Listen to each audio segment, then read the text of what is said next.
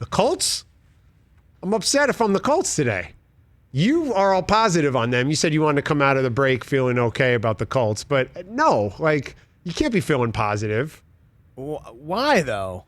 The Colts? Yeah, you traded for a guy with a injury history who the Eagles of all teams didn't want. Your optimism was, I don't know if it was,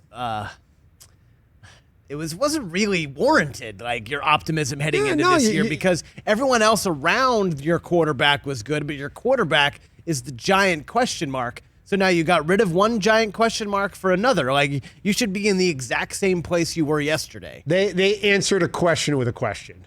Yeah, but with a younger, healthier question. So it's like, I think the Colts fans should feel fine. I mean, we've seen quarterbacks. It's been 10 plus years since a Super Bowl. I get it. You now have the entitlement to be upset when you're knocking on the door trying to win. And the Colts go out and get Carson Wentz. You roll the dice. You got caught with your hand in the cookie jar a little bit. Yeah.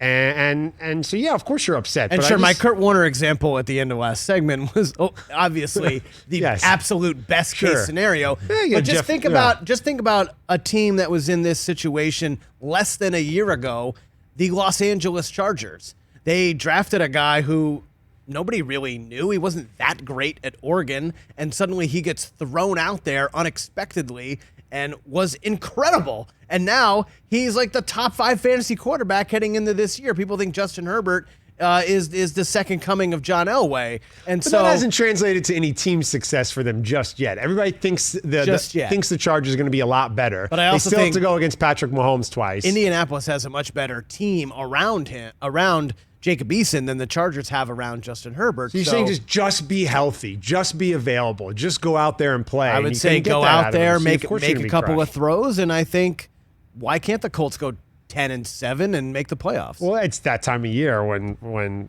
anybody could do anything in the NFL. And if you're a fan of a team, you think that anything's possible and anything's going to happen to your team.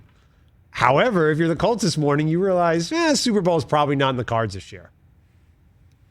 Maybe. I don't think it should have been in the cards with Carson Wentz anyway. Why not? When healthy, he's an MVP candidate. When healthy, out there. That was 4 years ago. No, that's the thing. You know what I mean? It's been a long time. It's been a long time for that guy. I think we were all hopeful. We were thinking maybe he was going to be a sleeper and put up big numbers like we've seen him do, 4,000 yards, 30-plus touchdowns, but I was one of those people, as you know, I watched a ton of Colts games last year because I had Jonathan Taylor and I had T.Y. Hilton and I had their defense. So I spent a lot of time watching the Colts, and I really thought Carson Wentz sneakily could have put up a great fantasy football season. That defense is top-notch.